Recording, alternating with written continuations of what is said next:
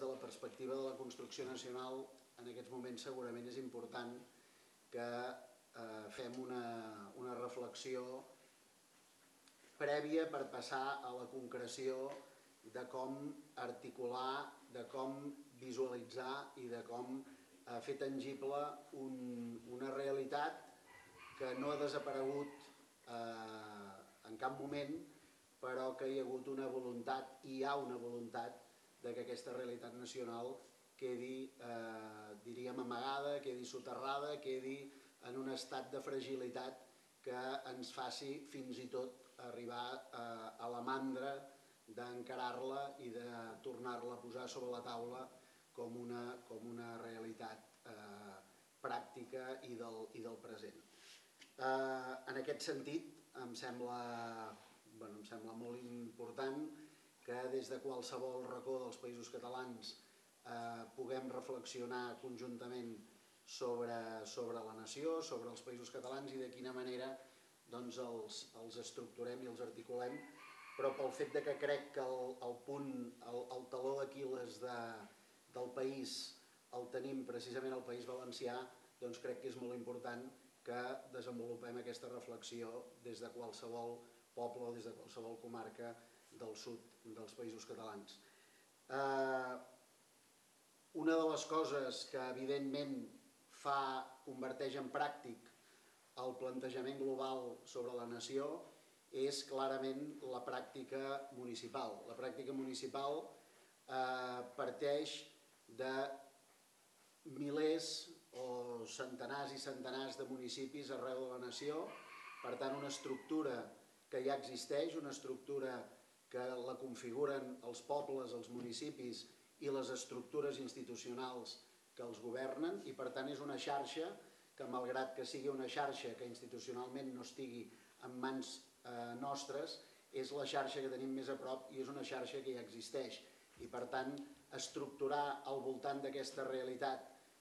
la construcció nacional ens permet fer-ho no des de la teoria sinó des de la pràctica. Des de la pràctica en el treball institucional, però sobretot, i jo diria que prèviament, des de la pràctica en el treball local, en els moviments socials, en l'àmbit associatiu, en qualsevol iniciativa que podem desenvolupar i que podem organitzar des de la societat a nivell del territori, que la podem posar en contacte, que la podem posar en xarxa i que pot acabar esdevenint un element de contrapoder, entre altres coses, perquè clarament és el que ens vincula d'una manera més directa al treball institucional. Per tant, jo crec que no hi ha dubte que la construcció nacional cal partir d'un acord general de quin és el país i de quin és el país pel qual estem disposats a desenvolupar la nostra feina, però que una de les vies claus per poder-ho fer és el treball social en l'àmbit local i en l'àmbit comarcal, l'estructuració d'aquest treball a nivell de tota la nació i, evidentment, segurament consolidar-lo i donar-li una visibilització molt més potent, molt més poderosa, quan aquesta, a més, té representació institucional en l'àmbit municipal. El País Valencià, arrel del pacte de la transició política espanyola, de l'acord entre el franquisme i els que venien a gestionar el poder que aquest havia portat a terme fins a un determinat moment, el País Valencià és clarament la torna de l'acord i del pacte polític en el qual intervenen l'estat espanyol, tot el ventall ideològic de la dreta a l'esquerra estatal i amb el vistiplau no només de les elits econòmiques de cada un dels països catalans, sinó, a més, amb un paper molt destacat, i per tant jo crec que aquí cal que entrem en la necessària desmitificació del catalanisme, amb un paper clau, amb un paper determinant de la burgesia catalanista de Catalunya. Precisament perquè és aquesta burgesia, la mateixa que avui diu que lidera un procés independentista a Catalunya, la que pacta aquest acord que permet o que condemna els països catalans a la no existència. I, òbviament, tot el que va passar a finals dels anys 70, sobretot al País Valencià, genera una crisi a nivell nacional que fa que la idea o el plantejament de construcció nacional sigui un plantejament que precisament per la pressió i la intensitat de la pressió que genera l'estat espanyol i els poders econòmics i polítics facin que el País Valencià hi hagi com una mena de sensació de que abordar el tema dels Països Catalans és més un tema que potser cal resoldre'l fent altres coses que parlant obertament dels Països Catalans. En la presentació de la plataforma Som Països Catalans que varen fer a Sueca a l'abril de l'any passat, l'escriptor de Xàtiva, el Toni Cucarella, va fer un parlament en el qual apuntava un seguit d'aspectes que crec que són especialment rellevants i que ens poden ajudar també a desenvolupar aquest plantejament. Començava el text dient: el Principat no són gaire partidaris dels Països Catalans. Diu, per a la gran majoria, Catalunya, les 4 províncies espanyoles, són una nació més còmoda, menys conflictiva. Els Països Catalans tot sovint s'han pensat i s'han anhelat des de fora de Catalunya. Més endavant deia: els Països Catalans són un projecte comú i en comú s'han de debatre, no per separat i a l'espera d'un millor oratge polític.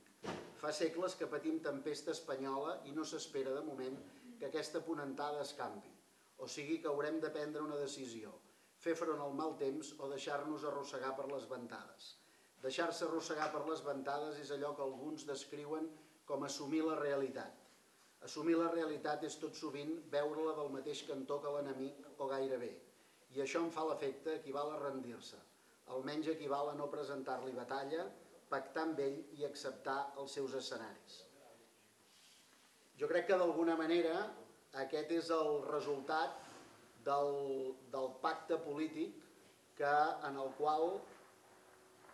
la burgesia o les elits econòmiques dels Països Catalans van decidir jugar papers diferents a l'hora de consolidar el nou estat espanyol que fragmentava els Països Catalans en comunitats autònomes, i arribem, diríem, al cas extrem que no es dona en cap altre aspecte en el marc constitucional espanyol, i és que s'elabora un article a la Constitució espanyola per tal de garantir que els Països Catalans no existiran. O sigui, perquè ens n'adonem que el tema dels Països Catalans no és una qüestió de si ara és oportú o deixa de ser-ho, sinó que és evident que per a l'estat espanyol els Països Catalans no són oportuns perquè són un problema. I per aquest motiu, perquè ells tenen un problema, decideixen fer que els Països Catalans no existeixin, fer que els Països Catalans desapareguin. I per això elaboren a la Constitució espanyola vigent l'article 145.1, en el qual es prohibeix la Federació de les Comunitats Autònomes, un article que només serveix o pels Països Catalans o per un suposat interès que pugui tenir Astúries amb Andalusia o Múrcia amb no sé qui, però que d'alguna manera se'ns fa com bastant irreal pensar que aquest sigui el problema que li preocupa a l'estat espanyol. A l'estat espanyol el que li preocupa és que hi hagi un subjecte polític real que pugui posar en qüestió el marc, diríem, de pacte, de tranquil·lització de l'afer nacional que es dona amb l'acord de la transició política espanyola. I un dels subjectes claus perquè això sigui així és la burgesia catalunyesa, la burgesia dirigida per Convergència i Unió, que és qui lidera el silenci sobre l'existència dels Països Catalans. I això ho vàrem veure amb aquest pacte i ho continuem veient ara, en què en aquest procés suposadament independentista que es viu a Catalunya, els Països Catalans no només no existeixen, no només no se'n parla, sinó que de forma clara aquest projecte no només no els té en compte, sinó que els invisibilitza. I cal recordar que després de la primera gran mobilització que hi va haver l'11 de setembre del 2012, l'actual president de la Generalitat de Catalunya va anar a fer una conferència a la Unió Europea i va dir en una roda de premsa, sense que vingués massa a tomb, que aquest procés tothom estigués tranquil, que no tenia cap aspiració a reivindicar més territoris que l'estricta comunitat autònoma de Catalunya. Per tant, és evident que els països catalans són negats, són amagats per una determinada intencionalitat política, una intencionalitat política que té, per tant, dos subjectes actius, l'estat espanyol i l'estat francès i la burgesia de Catalunya que, per tal de poder mantenir el seu estatus i poder garantir la seva situació de poder, renuncia explícitament a formar part de qualsevol projecte nacional. Per tant, el problema que tenim al davant és que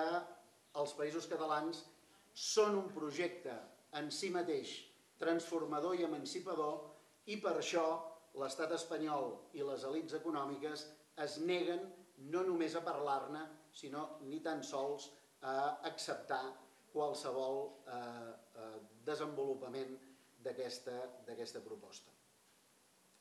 Un dels fets que segurament no cal que s'us expliquin, però un dels fets que hem d'explicar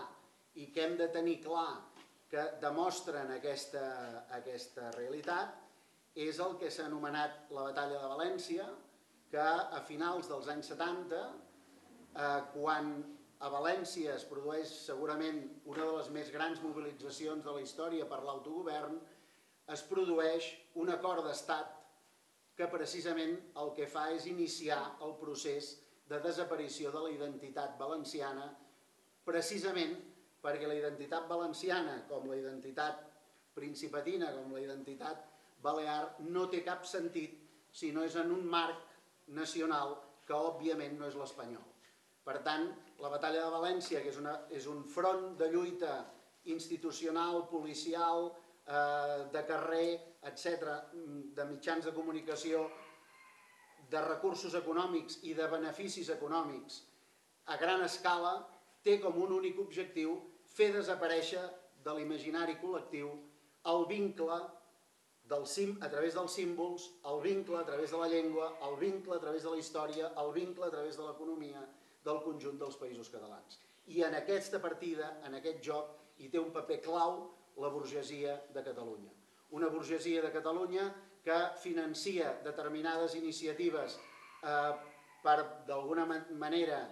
salvar la seva mala consciència, sigui permetent que es vegi TV3 a les Illes o al País Valencià a través d'iniciatives privades i no a través d'un acord polític institucional que consolidi una xarxa de visualització recíproca dels mitjans de comunicació que es fan al país, una televisió que, malgrat que arribi a través d'aquests acords privats arreu dels països catalans, no arriba amb continguts nacionals, sinó que arriba només amb informació des de Catalunya cap a la resta del territori, i una burgesia que financia institucionalment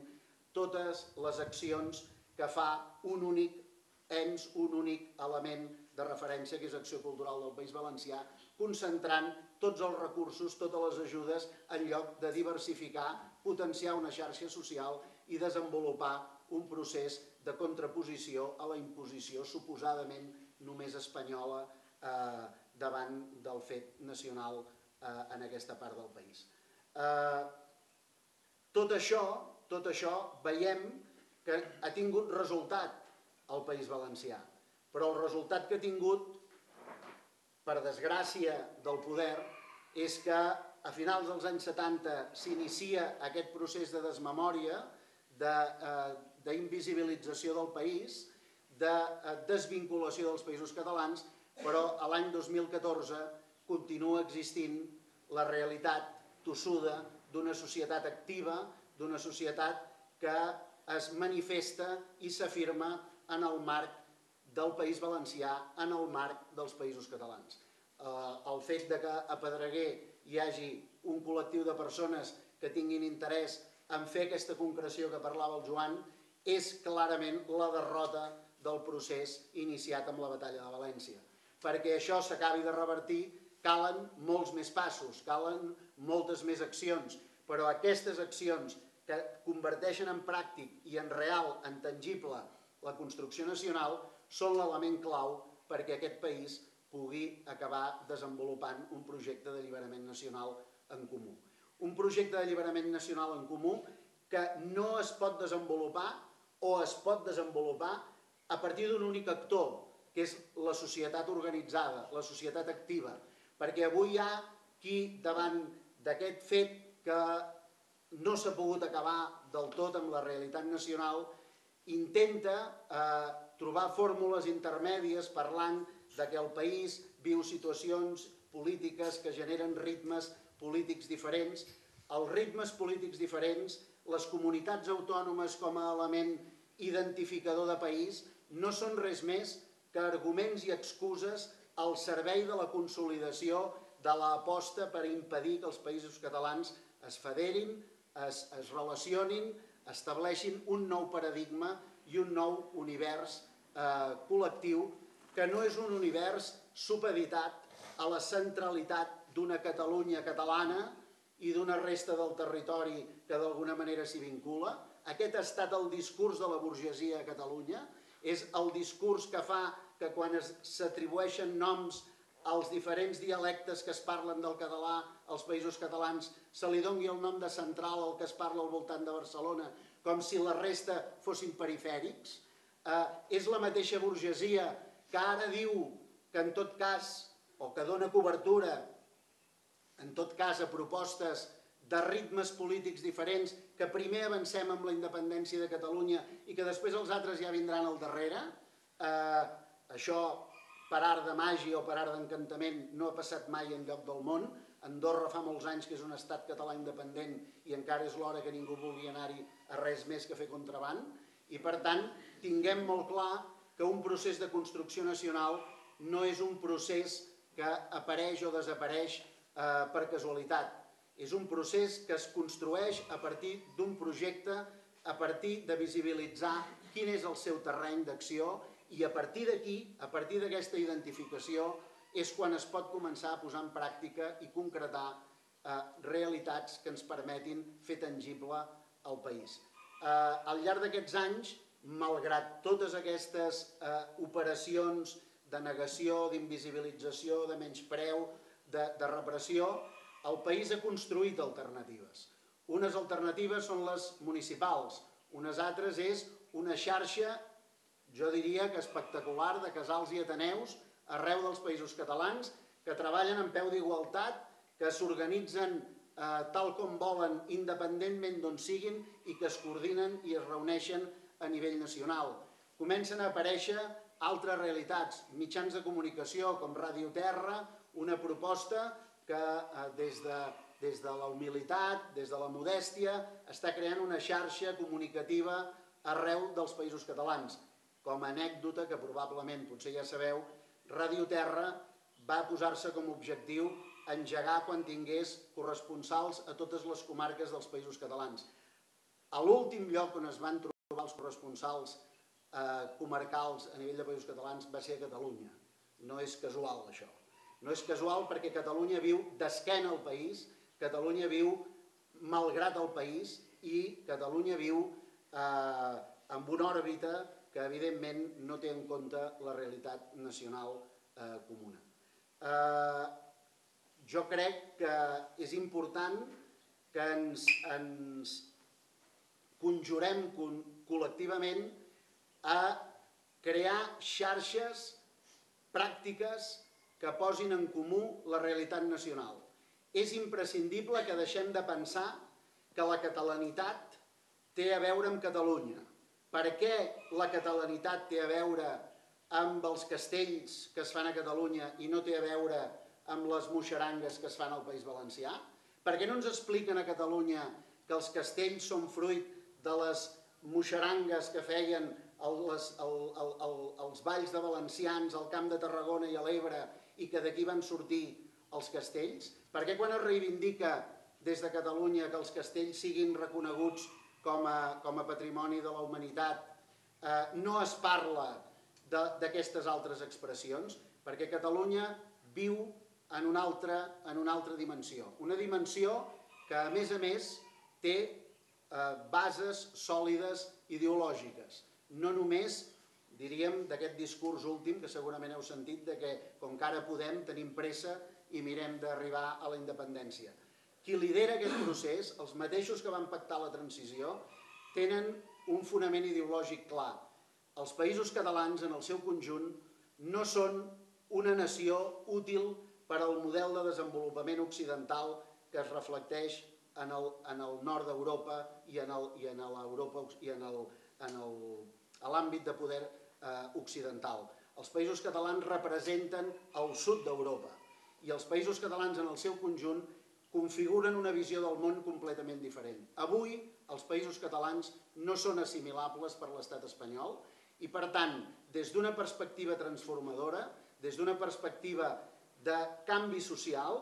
els països catalans són l'única garantia que tenim que un procés sobiranista, un procés de canvi, sigui un procés de transformació social. Per tant, reivindicar els països catalans avui, reivindicar-los des del conjunt de la nació, és un element clau de transformació i aplicar-ho a través de propostes com la lluita municipal o tots aquests àmbits de treball en el terreny de l'ordenació del territori, en el terreny dels